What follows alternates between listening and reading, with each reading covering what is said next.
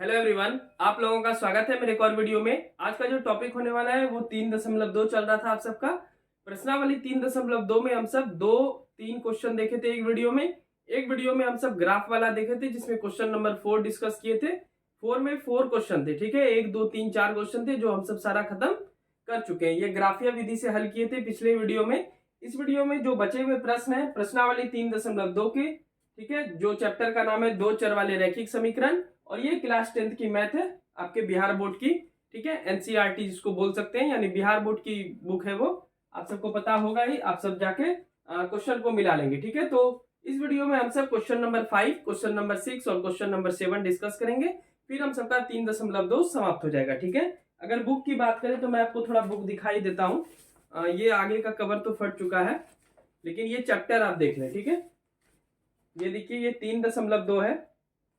चलिए फिलहाल क्वेश्चन को शुरू करते हैं। एक आयताकार बाग जिसकी लंबाई चौड़ाई से 4 मीटर अधिक है का अर्ध परिमाप 36 मीटर है। बाग की विमाएं, विमाएं मतलब होती है भुजा, याद कीजिए, ठीक है। तो एक आयताकार बाग की लंबाई चौड़ाई से अधिक है। देखिए, से पे डिपेंड करेंगे, चौड़ाई से कौन अधिक है, लंबाई, यानी लंबाई अधिक है। तो सबसे पहले आप मान लेंगे, माना आयताकार बाग की लंबाई, माना आयताकार, एक मिनट रुकेंगे आप सब।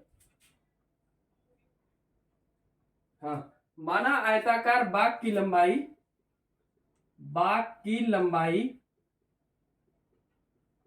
x मीटर मान लेते हैं, ठीक है, x मीटर है, तथा चौड़ाई, आयताकार बाग की चौड़ाई लिख देंगे आप सब, कितना अधिक है तो y, मतलब y मीटर मान लेते हैं, y मीटर है, ठीक है। अब प्रश्न से, यानी जो प्रश्न में बोल रहा है उसके अनुसार हम सब चलेंगे। बोलता है लंबाई चौड़ाई से 4 मीटर अधिक है, यानी लंबाई x है तो चौड़ाई y+4 है, ये अधिक है 4 मीटर चौड़ाई से, ठीक है। अब ये हो गया, मान लेते हैं इक्वेशन है, कोई भी दिक्कत नहीं है। लंबाई चौड़ाई से 4 मीटर अधिक है, कर दिए। आयताकार बाग की लंबाई x, चौड़ाई y मान लिए, जहां x बराबर y+4 आप कर देंगे, ठीक है। अब बोलता है इसका अर्ध परिमाप दिया हुआ है 36 मीटर, तो जो इंफॉर्मेशन है उसके अनुसार ही हम सब काम करेंगे।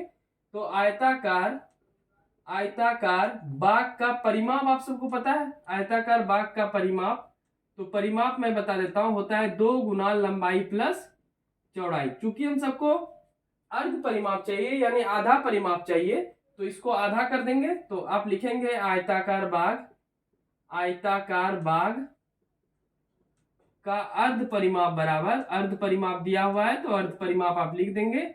अर्ध परिमाप बराबर क्या लिख देंगे, तो 2 गुना लंबाई प्लस चौड़ाई तो रहेगा ही, लेकिन आप बटे क्या कर देंगे, 2, ठीक है। और आयताकार बाग का अर्ध परिमाप दिया हुआ है आपका 36 मीटर, तो 36 लिख दें। लंबाई आपका कितना है, x है, तो x लिख दें। चौड़ाई आपका क्या है, y है, y लिख दें, ठीक है। अब y क्या हो जाएगा, 2, 2 से ये 2 कट गया क्योंकि मल्टीप्लाई में है, तो यहाँ एक और समीकरण बन के आया x+y, ठीक है। यानी हम लिख सकते हैं x+y बराबर 36। ये हो गया इक्वेशन नंबर 2, ये हो गया इक्वेशन नंबर 1। अब सिंपल सा बात है, आपके पास एक इक्वेशन आ गया, x का वैल्यू पता है y+4 होता है, तो आप x का मान समीकरण 2 में बैठा दें, ठीक है। तो आप यहाँ लिखेंगे, x का मान समीकरण 2 में रखने पर, समीकरण 2 में रखने पर, ठीक है, समीकरण 2 में रखने पर। तो आपका समीकरण 2 क्या है, समीकरण 2 है x+y बराबर 36, तो x का वैल्यू है y+4, तो यहाँ पे आप दे देंगे y+4। इस x के बदले में क्या हो गया, y+4, फिर आप लिखेंगे +y, 36 y और y, कितना y हो गया, 2y, +4 बराबर 36, 2y बराबर 36, +4 उधर जाएगा, क्या होगा, -4, 2y बराबर 36 में 4 गया, आपका 32 हो जाएगा। y बराबर हो गया 32 बटे 2, 2 से अगर आप कटाएंगे तो ये 16 बार में कट जाएगा, यानी ये हो गया 16 मीटर आपका। y क्या माना है, चौड़ाई माना है, तो चौड़ाई आपका निकल गया 16 मीटर। हमको लंबाई भी निकालना है, यानी x का वैल्यू क्या माना है, y+4 यहाँ पे निकला था हम सबका, और y का वैल्यू हमारा है 16, तो 16 और 4 कितना हो जाएगा आपका 20 मीटर, यानी लंबाई हो गया आपका 20 मीटर और चौड़ाई हो गया आपका 16 मीटर, ठीक है।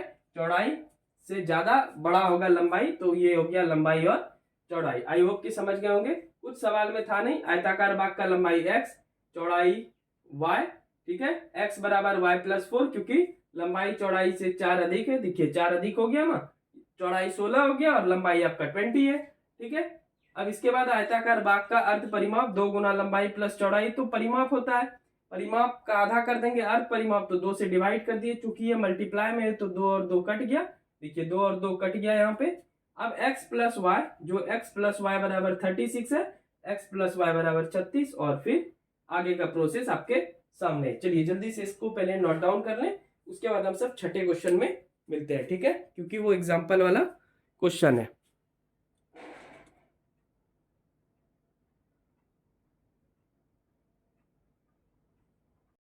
चलिए 6 नंबर क्वेश्चन देखते हैं। 6 नंबर क्वेश्चन थोड़ा इंटरेस्टिंग है, ठीक है। देखिए क्या बोलता है, एक रैखिक समीकरण 2x प्लस 3y माइनस 8 दिया गया है, ठीक है। आपको बताना है कि एक ऐसा युग्म आप तैयार कीजिए, ऐसा समीकरण अपने मन से लिखिए जिसमें आप ये दर्शा पाए कि वो प्रतिच्छेद भी करती हो, समांतर भी हो और संपाती भी हो। बात समझ में आ रहा हो, ठीक है। एक समीकरण तो आपका दिया हुआ है, दूसरा समीकरण यानी a2, b2 और c2 आपको ऐसा निकालना है कि एक बार प्रतिच्छेद करता हो, दूसरा समानांतर हो और तीसरा संपाती हो। तो चलिए शुरुआत करते हैं पहले नंबर से। तो प्रतिच्छेद वाला हम सब बनाते हैं। तो देखिए प्रतिच्छेद वाला क्या करेंगे हम सब, प्रतिच्छेद का जो नियम है उसके अनुसार हम सब काम करेंगे। कैसे होगा, देखिए एक समीकरण तो आपका दिया हुआ है, यानी ax 2x plus 3y minus 8 बराबर 0। तो चलिए इसको पहला समीकरण मान लेते हैं। तो a1 हो गया आपका 2, b1 हो गया आपका 3 और c1 हो गया माइनस 8। अगर आपको रूल याद हो तो प्रतिच्छेद का रूल था a1 बटे a2 वो बराबर नहीं होना चाहिए b1 बटे b2 का। तो ऐसा कोई एग्जाम्पल हम सबको सोचना है जो a1 बटे a2 बराबर ना हो b1 बटे b2 के। तो चलिए 2x प्लस 3y था, इसको इधर कर दें, 3x लिख दें पहले और 2y लिख दें, 2y लिख दें बाद में, ठीक है।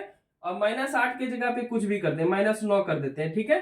ये अपने मन से ही लिखना है, ठीक है, यही लिखने के लिए ही बोला जा रहा है। देखिए रैखिक समीकरण लिखिए बोला जा रहा है ना।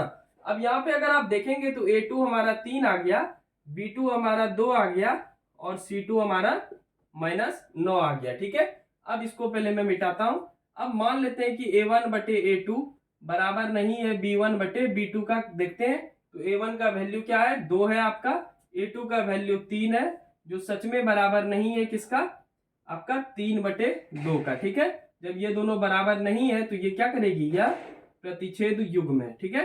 ये कैसा युग्म है, ये प्रतिच्छेद करती है। सिंपल सा बात है, कुछ भी इसमें लॉजिक नहीं था। बस क्या किए, 3 को इधर कर दिए और 2 को इधर कर दिए, बाकी एक्स वाई तो वही है। 8 की जगह पे 9 कर दी। ये आपको अपने अनुसार सोच लेना। आप कुछ और भी ले सकते हैं, जैसे 5x प्लस 4y बराबर -14, ऐसे भी ले सकते हैं, फिर भी बराबर नहीं होगा, ठीक है। तो ये हो गया आपका पहला का आंसर कि अगर ये एग्जांपल हम रखें, ये वाला समीकरण रखेंगे 3x प्लस 2y -9, तो वो प्रतिच्छेद करेगी, ठीक है। चलिए हम सब दूसरे क्वेश्चन की ओर अग्रसर होते हैं। आप जल्दी से इसे नोट डाउन कर लें, दूसरा तीसरा फिर सातवां देखेंगे, फिर 3.2 हमारा समाप्त हो जाएगा। अगर आप दूसरा लेते हैं समांतर, तो समांतर का क्या नियम है। दूसरा नंबर है समांतर। तो समांतर का पहले आप नियम याद कर लें, माइंड में अगर आप याद कर लेंगे तो आपको बनाने में आसानी होगी। तो समांतर का मैं नियम आपको याद दिला देता हूं। समांतर का नियम था a1 बटे a2 बराबर तो है b1 बटे b2 का, लेकिन ये बराबर नहीं है c1 बटे c2 का। सिंपल सा बात है। तो आपका अगर a1 पहला आपका जो दिया हुआ है समीकरण, उसको तो आप लिख ही देंगे क्योंकि इसमें आप छेड़छाड़ नहीं कर पाएंगे। तो ये हो जाएगा समीकरण 1। तो a1 हो गया आपका 2, b1 हो गया आपका 3 और c1 हो गया -8। सिंपल सा बात है। अब ऐसा आपको सोचना है कि ये दोनों तो बराबर रहे, ठीक है, a1 से a2 बराबर रहे, b1 से b2 बराबर रहे, लेकिन c1 वाला बराबर नहीं होना चाहिए। तो मान लेते हैं इसका दुगुना करते, तो 2 का दुगुना क्या हो जाएगा 4x, 3 का दुगुना हो जाएगा 6y और 8 का मान लेते हैं 8 है तो मान लेते हैं कुछ भी 12 लिख देते हैं, ठीक है, 0। ये हो गया आपका समीकरण नंबर 2। तो a2 क्या हो गया आपका 4, b2 हो गया आपका 6 और c2 हो गया -12। अगर आप अब ये वाला अगर एग्जांपल लेते हैं तो a1 बटे a2 बराबर b1 बटे b2 बराबर c1 बटे c2। तो चेक करते हैं, a1 का वैल्यू कितना है 2 है, a2 का वैल्यू कितना है 4 है, b1 का वैल्यू कितना है, b1 का वैल्यू 3 है, B2 का वैल्यू कितना है 6 है। अब देखिए C1 का वैल्यू है -8 और C2 का वैल्यू -12। इसको कटाए 2 एका 2, 2 दूनी 4, 3 एका 3, 3 दूनी 6, यानी ये दोनों तो बराबर हो गया। चलिए ये दोनों कटा देते हैं, 4 दूनी 8, 4 तिया 12, 2/3। ये दोनों तो बराबर है, लेकिन क्या ये बराबर है? नहीं है। यानी A1/A2 वो बराबर तो है B1/B2 का, लेकिन ये बराबर नहीं है C1/C2 का। अतः यह क्या है? यह समांतर है। ठीक है, ये समांतर है।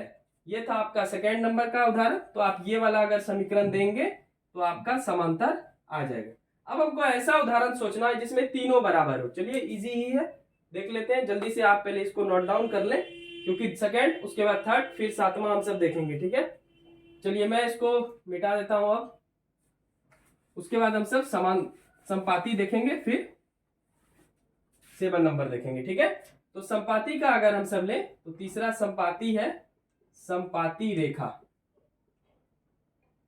ठीक है, अब इसका अगर उदाहरण लें तो 2x + 3y - 8 बराबर 0। ये समीकरण 1 है। तो A1 हो गया 2, B1 हो गया 3 और C1 हो गया -8। आपको तीनों बराबर रखना है। तो चलिए इसको डायरेक्ट गुना कर देते हैं। तो 2 × 2 4x, 3 × 2 6y, 8 × 2 16 बराबर 0। ये हो गया समीकरण 2। तो A2 हम ले लेंगे 4, B2 हो जाएगा 6 और C2 हो जाएगा -16। ठीक है, अब अगर उदाहरण लें तो A1/A2 क्या बराबर है B1/B2 का? क्या ये भी बराबर है C1/C2 का? आगे भी चेक करेंगे। A1 का वैल्यू 2, A2 का वैल्यू 4, B1 का वैल्यू है 3 और B2 का वैल्यू है 6, C1 का वैल्यू -8 और C2 का वैल्यू 16। ठीक है, ये माइनस माइनस पहले ही कटा दें। 2 एका 2, 2 दूनी 4, 3 एका 3, 3 दूनी 6, 8 एका 8, 8 दूनी 16। ये तीनों आपस में क्या हो गया? बराबर। और इस स्थिति में यानी A1/A2 जो है वो बराबर हो गया आपका B1/B2 से, और ये भी बराबर है C1/C2 का।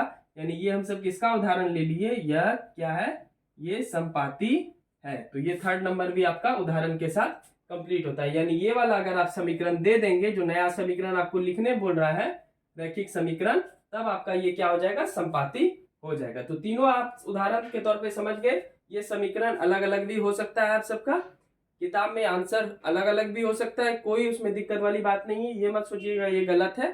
ठीक है, चलिए जल्दी से इसे नोट डाउन कीजिए, फिर हम सब 7 नंबर देखते हैं। ठीक है, उसके बाद वीडियो का अंत करेंगे।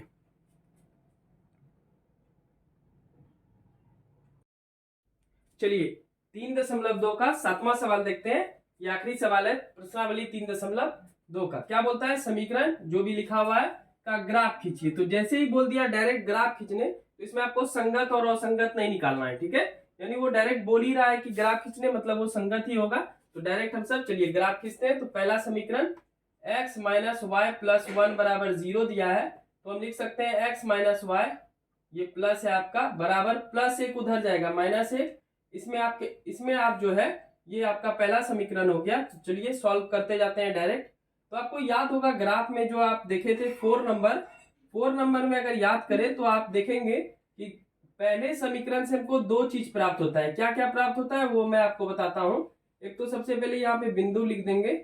ठीक है, एक प्राप्त होता है आपका A और दूसरा प्राप्त होता है आपका B। ठीक है, याद करें तो चलिए अब कैसे निकालेंगे? तो सीधा लिखते हैं x का मान समीकरण 1 में 0 रखने पे, एक बार x का मान 0 रखेंगे और दूसरी बार y का मान 0 रखेंगे। सिंपल सा बात है। तो आप लिखेंगे x - y बराबर -1। तो x का मान आप क्या रख देंगे? 0। तो आपका -y बराबर आया -1। ठीक है, इस 0 का कोई मतलब तो बनता नहीं है। तो -y बराबर आ गया आपका -1, और माइनस माइनस कट गया तो सिर्फ क्या बच गया? y बराबर 1। तो आप ये समझ लें कि जब हम x का मान 0 रखते हैं तो y का वैल्यू क्या आता है? 1। यानी आपको a प्राप्त हो गया। चलिए अब y का मान, अभी तो x का रख दिए, तो चलिए y का मान समीकरण 1 में क्या रखेंगे? 0 रखने पर। ठीक है, उसी तरह समीकरण 2 में बाद में रखेंगे। फिर समीकरण 1 को उतारा जाए तो x - y बराबर -1। x का मान इस बार नहीं रखना है, इस बार y का मान 0 रखना है। तो y का मान 0 रख दिए। ठीक है, -0 खत्म हो गया, इसका कोई मतलब बनता नहीं है। x बराबर -1, तो y का मान जब आप 0 रखेंगे तो x क्या आ गया -1। तो आपको पहले समीकरण से a पता चल गया, b पता चल गया, ठीक है। उसी प्रकार चलिए अब दूसरा समीकरण लेते हैं। तो 3x + 2y - 12 बराबर 0 है। इसको तो सबसे पहले 2x, 1 मिनट वेट कर लीजिए थोड़ा सा, चलिए देख लेते हैं। तो 3x - 2y बराबर -12 उस साइड जाएगा तो हो जाएगा +12।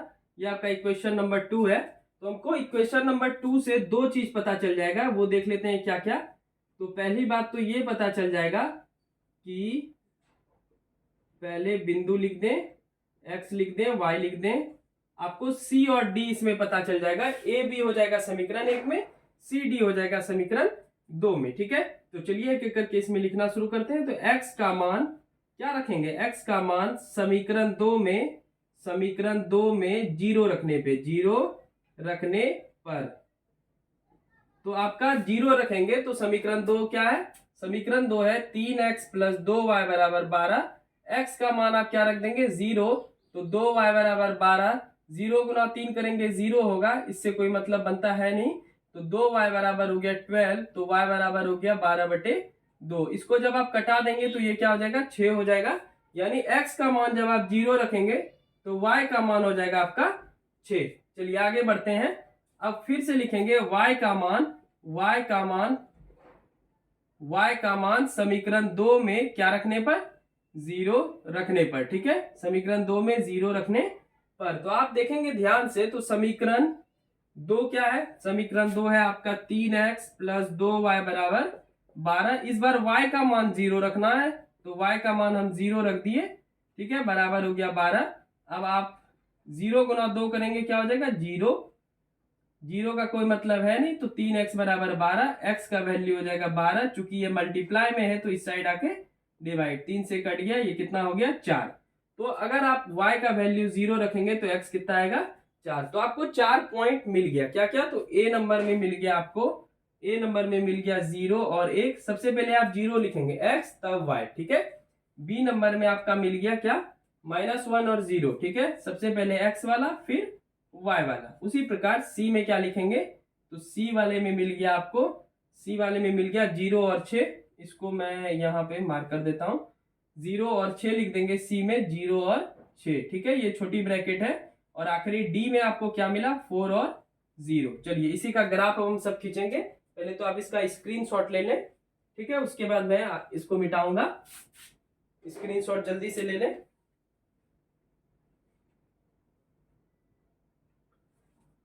चलिए अब 4 पॉइंट हम सबको पता चल गया। अब इसको मैं मिटा रहा हूं। आई होप कि आप सब लिख लिए होंगे, ठीक है। वीडियो रोक करके आप आराम से देख करके लिख लेंगे, ठीक है। चलिए हम सब अब ग्राफ खींचते हैं। ये 4 पॉइंट पे ग्राफ खींचेंगे, फिर वीडियो का अंत करेंगे, ठीक है। देखिए ग्राफ सिंपल है, -1 भी है तो माइनस वाला भी देना है। तो चलिए दे देते हैं। तो पहला ऐसे दे दे, दूसरा ऐसे दे देते हैं हम सब बड़ा। तो इसको लिखेंगे x डैश, इसको लिखेंगे x, ठीक है, इसको लिखेंगे y डैश और इसको लिखेंगे y, ठीक है। डैश वाले में माइनस रहता है, बिना डैश वाले में आपका प्लस रहता है। तो 1 लिख दें, 2 लिख दें, 3 लिख दें, 4 लिख दें, 5 लिख दें, 6 लिख दें, 7 8, ठीक है। थोड़ा बढ़ा के ही लिख दें, कोई बात नहीं है उससे। 1 लिखें, यहाँ 2 लिखें, 3 4 5 6 7 8। यहाँ क्या हो जाएगा -1 -2 -3 -4 -5, -1 -2 -3 -4 -5, ठीक है। देखिए 0 को खोजना ही नहीं है, 0 भूल जाइए, ठीक है। ये 0 जितना भी है उसको भूल जाते हैं, ठीक है। आप हमेशा याद रखेंगे जो आगे वाला है, ठीक है, आगे वाला जैसे 0 -1 0 4 ये सब है आपका x, ठीक है। बाद वाला जो है जैसे 1 0 6 0 ये है आपका y, तो 0 भूल जाइए, ठीक है। चलिए a में 0 भूल गए, x यानी खोजना नहीं, तो बाद वाला क्या बच गया y। y का हमको 1 खोजना है, तो 1 देखेंगे तो y का 1 ये मिल गया, क्योंकि ये सीधा वाला y है। b में देखिए a को b के साथ मिलाएंगे, ये भी याद रखेंगे, और c को d के साथ मिलाएंगे। b में आपको पहले x वाला मिलता है, x वाला मिल गया -1, तो जल्दी से -1 खोज लें x वाले में। ये रहा आपका -1, ठीक है। तो a और b आपको मिल गया, तो पहले तो a और b को आराम से आप मिला लें, ठीक है। ग्राफ पेपर में पॉइंट वाइज मिलाइएगा ठीक ढंग से। तो ये आपका हो गया, ये वाला पॉइंट को अगर आप लिखना चाहें, चलिए ये लिख देता हूं मैं यहाँ पे। ए हो गया आपका 0 और 1, और ये वाला पॉइंट में हो गया B -1 और 0। ठीक है, ये आपको दर्शाना है, इसको छोड़ मत दीजिएगा। अब C में 0 खोजने से कोई मतलब है नहीं, हमको आगे खोजना है, इसको मैं मिटा ही देता हूं। अब हमको लास्ट वाला यानी उधर वाला है तो y खोज रहे हैं, तो y 6 खोजिए आप जल्दी से। तो ये रहा y आपका 6, और आपको D में पहला वाला क्या होता है, पहला वाला x होता है। x कितना है, 4 है, तो ये रहा आपका x 4। अब इन दोनों को आप आराम से मिला दें, ये वाला मिल गया। ठीक है, अब अगर इसको लिखना चाहें, इसको अगर लिखना चाहें तो आप हो जाएगा, ये आपका C हो गया 0 और 6, और ये हो गया आपका D 4 और 0। तो ये हमको सब पॉइंट मिल गया। अब देखिए अगर ध्यान दें तो एक त्रिभुज बन गया, त्रिभुजाकार पटल को बोलता है, छायांकित कीजिए। तो देखेंगे ध्यान से तो ये त्रिभुज बन गया। पहले तो आप साफ सुथरा देख लें। ठीक है, अब मैं ए को इधर थोड़ा लिख देता हूं क्योंकि छायांकित करना पड़ेगा हमको। तो ए मैं इधर लिख देता हूं, ए है आपका 0 और 1। जो त्रिभुज का एरिया बना, ये वाला त्रिभुज का एरिया, इसको बोलता है छायांकित करने यानी कलर करने। तो चलिए, ये तो सबसे आसान काम है। ठीक है, तो ये जो इलाका है, ये जहां पे मैं अभी छायांकित कर रहा हूं, ये आपको छायांकित करना है अगर ये वाला क्वेश्चन पूछ लिया आपके एग्जाम में तो। ठीक है, तो हम सब ये 5वां क्वेश्चन ग्राफ का देखे, 4 उसमें देखे थे जिसमें 2 सॉल्व किए थे, और इसमें भी हम सब देखे। ठीक है, चलिए अब उतना कलर वलर नहीं करते हैं। तो ये हो गया आपका ग्राफ बन गया। ठीक है, चलिए एक बार आप सब देख लेंगे ध्यानपूर्वक, उसके बाद मैं फिर अगले वीडियो में 3.3 बताऊंगा आप सबको। तो ये था छायांकित भाग, इसको छायांकित कर देंगे क्योंकि बोल रहा है तो आप छायांकित कर दीजिएगा। तो ये था आपका 3.2 का 7 नंबर क्वेश्चन जो कि ग्राफ वाला था, इसको हम सब देख लिए। तो 3.2 आपका समाप्त होता है, जिसमें पहला और दूसरा मैं छोड़ दिया हूं क्योंकि वो उतना मतलब उतना एग्जाम लेवल का क्वेश्चन नहीं है, वो पूछेगा नहीं। वो भी ग्राफ है, अगर आप सब ट्राई करना चाहें तो कर सकते हैं। अगर आप सब कमेंट करेंगे तो वो मैं बता दूंगा। ठीक है, वो उतना इंपॉर्टेंट नहीं है इसलिए मैं नहीं बताया।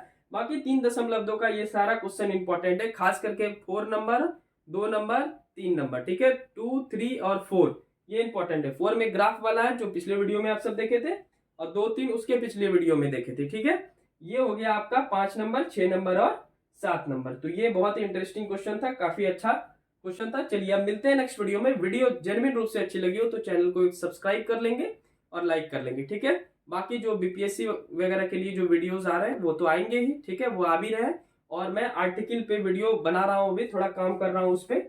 आपको मैं आर्टिकल जो है, ये जो कंपटीशन के देते हैं उनके लिए है, जो बीपीएससी पीसीएस मतलब आपका स्टेट पीसीएस का एग्जाम देंगे, उसमें आप आर्टिकल डिटेल में पढ़ेंगे। ठीक है, तो डिटेल में मैं पढ़ाऊंगा, शायद आपको एक वीडियो आज देखने को मिलेगा शाम तक।